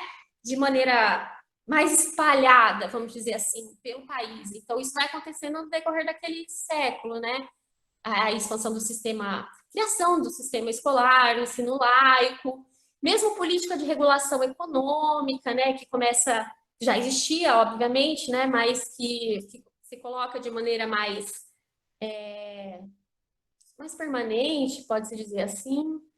Então, vai mudando a sociedade francesa, né? Essa ideia, né? O Estado o partido se faz Estado, né? Então, a gente vai falar que ao longo de todo esse processo existe um adensamento da sociedade civil e, por outro lado, conexões e interferências desse processo em um cenário internacional.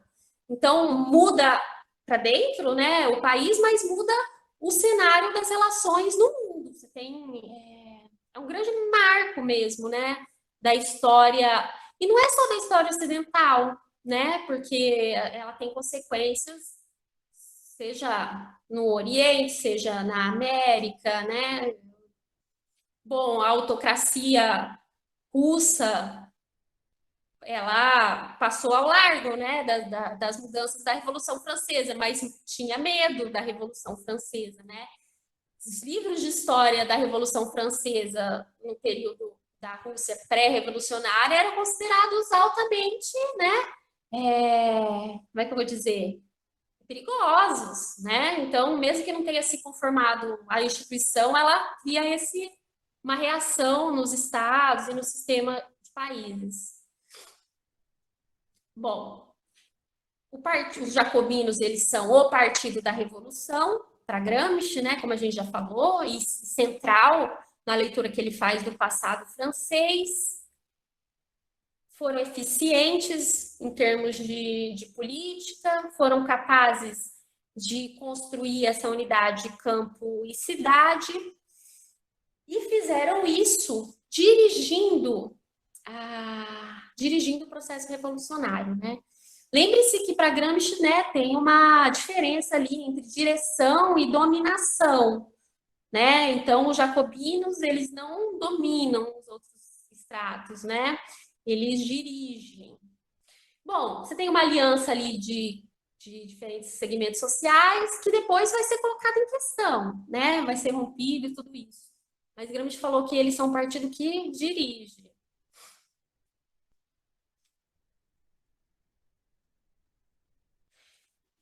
Por que eles foram eficazes em termos de política, né?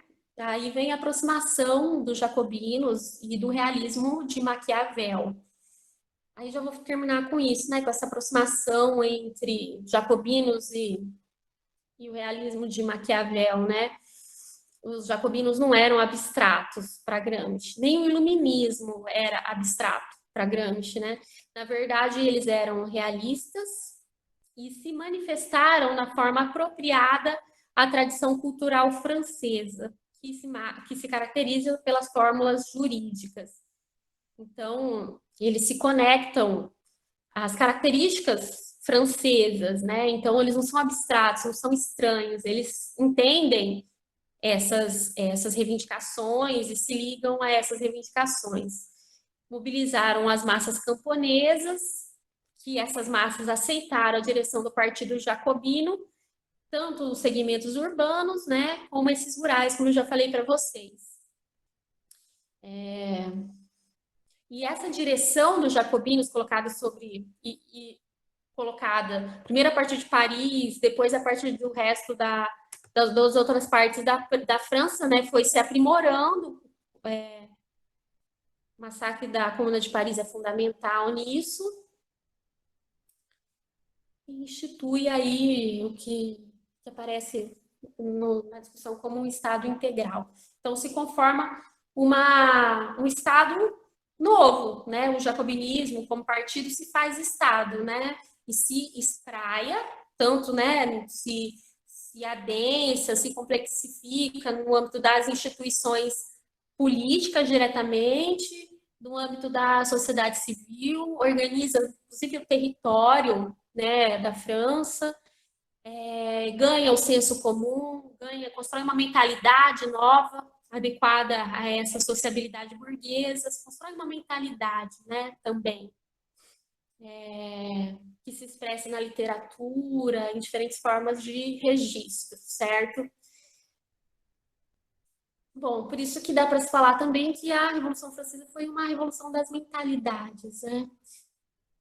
Bom, gente, eu acho que eu vou ficar por aqui e aí estou totalmente aberta para a gente discutir, para as controvérsias, né, que possam surgir também.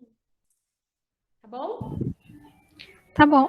Caso alguém queira falar, pode abrir o microfone ou deixar no chat, que eu leio. E a Luciana colocou uma questão perguntando qual seria a relação entre revolução ativa, jacobinismo e o tipo intelectual francês e italiano. Já posso responder? Já. Tá, revolução ativa, intelectuais. Repete aí. Revolução ativa, jacobino e o tipo intelectual francês e italiano. Uhum. E o Gigliola Mendes diz que gostaria de entender melhor essa perspectiva realista do iluminismo. Hã?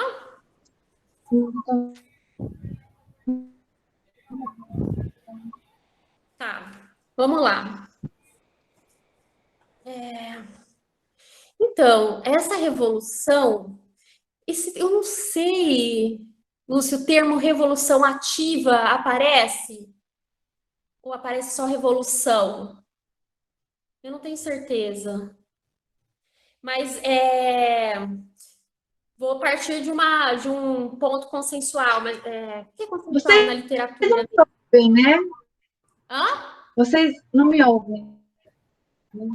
Agora eu tô ouvindo. Tô ouvindo.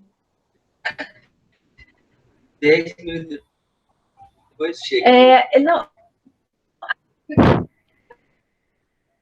a pergunta, Sabrina, é mais em relação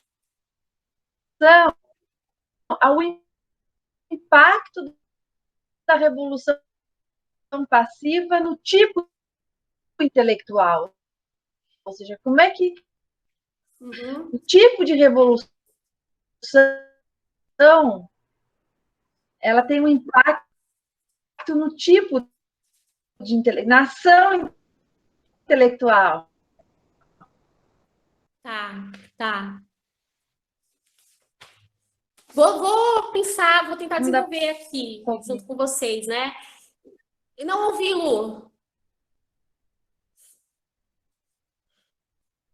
Vou pensar junto aqui, né? Bom, tem uma passagem, né, do Gramsci, se eu não me engano, ele está citando Hegel, ai, não sei agora, mas que ele fala, olha, antes do exército de Napoleão, né, você teve um batalhão de livros, de filósofos e tudo isso, né, no sentido de que a Revolução Francesa, ela tem um trabalho de criação, de produção, de criação que antecede o processo revolucionário, né? Então, porque as ideias, o iluminismo, o racionalismo, a própria literatura romântica, tudo isso, ela antecede o processo revolucionário. Então, você tem um desenvolvimento, pode-se dizer assim, desses grupos intelectuais, e talvez pode-se pensar uma autonomia maior desses grupos intelectuais, nessas revoluções que são, no caso da Revolução Francesa, pode-se dizer assim. Eu poderia dizer nesses termos, né? Talvez eles tenham uma autonomia maior em relação ao Estado, poderia dizer assim. Só que, ao mesmo tempo, quando o Gramsci fala que esses intelectuais, eles chegam antes que o exército de Napoleão, isso quer dizer também que eles ajudam a divulgar, a difundir a mentalidade que foi a mentalidade que substanciou, pode-se dizer assim, a Revolução Francesa, né? Enquanto que na Itália, os intelectuais, eles são intelectuais e aí o Gramsci vai falar disso várias vezes, né? Pelo menos assim, em diferentes momentos dos cadernos, né? Que eles reproduzem um pouco um conteúdo exterior, né, externo, reproduzem muitos elementos da cultura francesa, né? Então, assim, talvez seja uma falta de autonomia que caracterize esses intelectuais.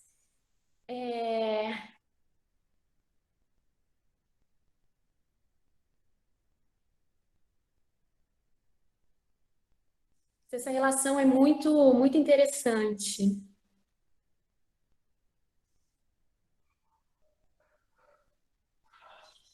Dois tipos de intelectuais, sim. Uhum. Talvez esses intelectuais, né? Esses intelectuais, vamos usar um termo assim, né? Tratando a Itália como periferia da Europa, né? Eles irradiam as correntes que vêm de fora, né? Que é um pouco essa leitura que o Gramsci faz. Eles levam as ideias, levam o conjunto de pensamento, antecedem, né, muitas vezes, o desenvolvimento das relações econômicas propriamente ditas e irradiam aquilo que vem do centro, né? Acho que seria esse um insight, assim, interessante do Gramsci a respeito dos intelectuais.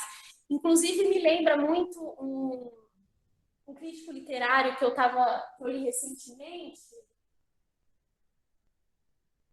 depois eu falo o nome dele, que discute um pouco essa questão dos intelectuais na periferia, que se apropria um pouco de Gramsci, né? E mostra como os intelectuais desses ambientes mais afastados do centro, como que eles têm a tendência a reproduzir as ideias que vêm do centro e serem muito mais ortodoxos, vamos dizer assim, em relação às ideias que vêm do centro do que o próprio centro. Vamos dizer assim. Acho que essa é uma elaboração interessante que esse crítico literário tira a partir de Gramsci. Então, são dois tipos de intelectuais, acho que dá para pensar nesses termos, dois tipos de intelectuais, dependendo do processo político, né, que é desencadeado em cada um desses estados, ou cada um desses modelos, vamos dizer assim, de processos históricos e políticos, e que cada um exerce um papel, e cada um exerce um papel diferente, isso está bem claro, né, nos cadernos, no processo de formação do Estado, né, porque o Gramsci vai falar que na Itália, na periferia, os intelectuais, eles estão à frente, né, do processo histórico, porque a classe em si não tem força para fazer, né, a classe burguesa em si não é ativa o suficiente para estar na dianteira do processo de transformação. Desenvolveria sim, talvez dê para amadurecer mais. Então, a questão do realismo, Gramsci tem várias passagens assim, que ele tenta aproximar Maquiavel de diferentes assim, personalidades ou diferentes grupos, né? Então, tem várias notas ali que ele fala, Marx e Maquiavel, e em diferentes momentos ele faz essa referência, jacobinos e Maquiavel. Então, isso diz respeito a quê? Então, quando ele aproxima os jacobinos de Maquiavel, ele está afirmando o caráter realista da política executada por esse grupo, certo? Então, e assim, em especial, eu diria, a capacidade que aquele grupo teve de se adequar às circunstâncias, eu poderia dizer, certo? O exemplo mais fácil, assim, é essa questão da terra que eu falei, né? Que eles meio que voltam atrás do princípio intransigente de posse da terra, certo? Para poder trazer ali as demandas das camadas rurais. E por quê? Não porque eles queriam, mas porque a circunstância assim exigia, né? Então, eles conseguem ler de maneira cuidadosa as relações de força, os grupos que estão em disputa, os projetos em disputa, e conseguem se articular com essas demandas. Então, nesse sentido, que Gramsci vai vai reforçar a oposição àqueles que falam que os jacobinos são abstratos. Ah, eles são abstratos, são racionalistas, eles colocam tudo em termos jurídicos. Gramsci vai falar, não, eles fazem isso porque dessa forma eles se ligam com a cultura francesa. Se a cultura francesa ela tem esse elemento de abstração. Então, se eles fazem nesses termos, é porque tem eficácia, né? Tem respostas políticas, vamos dizer assim, positivas. Então, acho que tem a ver um pouco ali, talvez, com uma análise das estratégias, né? Aquela relação ali de adequação de fins e meios em Maquiavel e o realismo de Maquiavel. Então, vai um pouco assim, tá ligado com a interpretação que Gramsci faz de Maquiavel, né?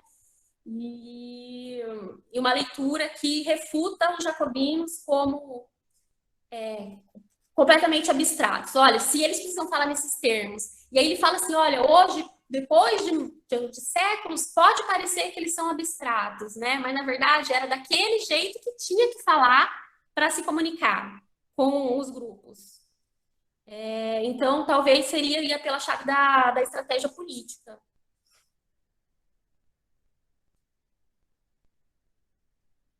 Não sei se tá bom. Se vocês não concordarem ou quiserem discutir. Tiveram mais 2 questões, mas não sei se eu posso fazer, Luciana, ou passa um pouco do horário?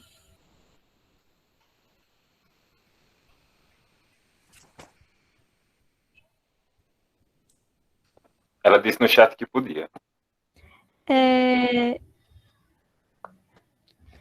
Eu vou fazer essas 2 questões e fechar.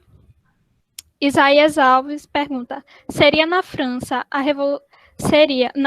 revolução acontece no âmbito cultural, ou seja, intelectual, e serve como propaganda à revolução ativa, burguesa, promovida pelo exército napoleônico, enquanto que na Itália os intelectuais atuam de modo a impedir a revolução popular e serve ao que Gramsci vai chamar de revolução e restauração.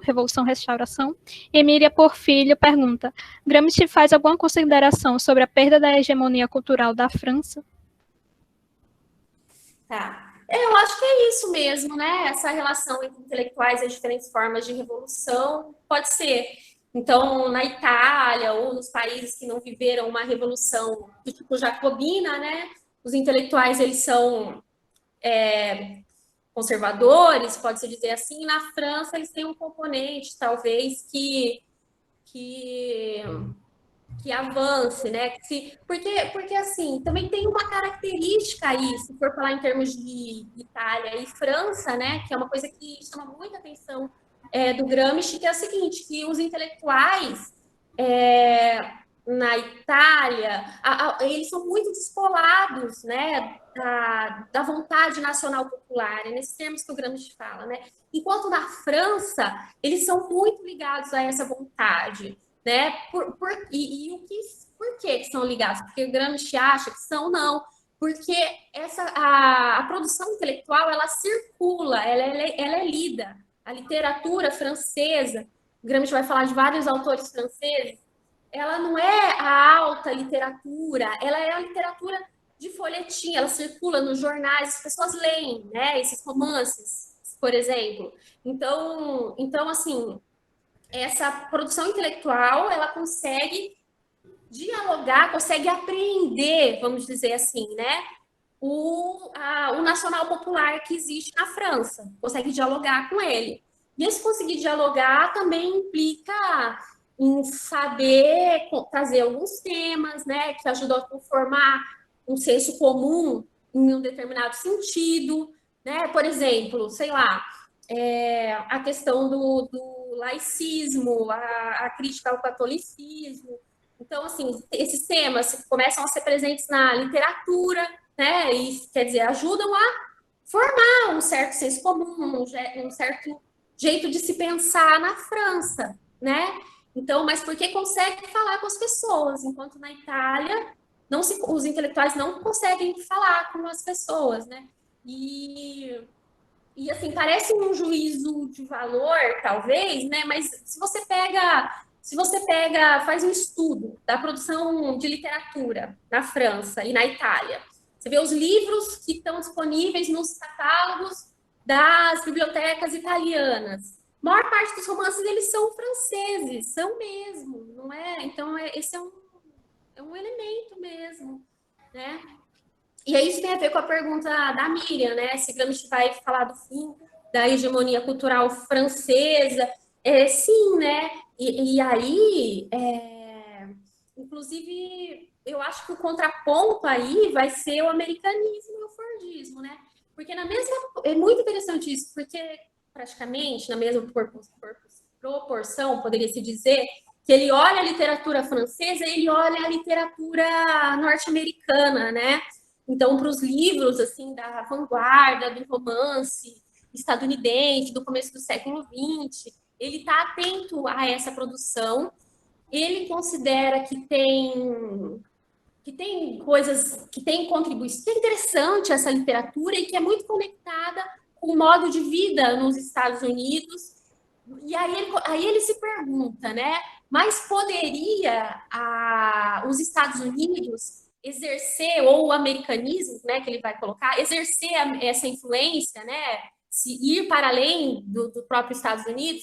Ele coloca essa questão, mas eu tenho a impressão que ele não responde, assim, eu não sei, talvez alguém tenha uma análise diferente, mas ele fala assim que isso está em risco, e esse risco eu acho que fica bastante acentuado, risco, né? Não, parece que a gente está fazendo um julgamento também, mas que existe essa crise, vamos dizer assim, de hegemonia cultural, né?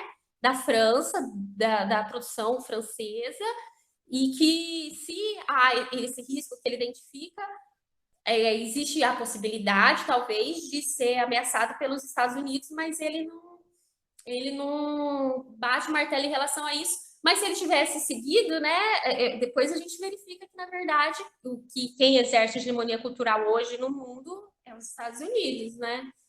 Mas então, eu acho que ele identificou esses elementos, sim.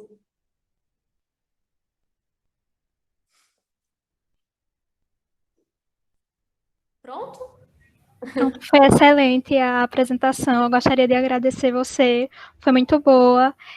Eu também gostaria de lembrá-los que a próxima reunião vai ser daqui a 15 dias sobre o pensamento político e pedagógico de Gramsci, Deise Rosário, que vai fazer a apresentação às 15 horas também. Eu agradeço muito a Sabrina Areco, foi excelente. Agradeço, adorei. Obrigada pelo convite. Tchau, gente. Obrigada. Nada de Foi excelente. Tchau. Tchau.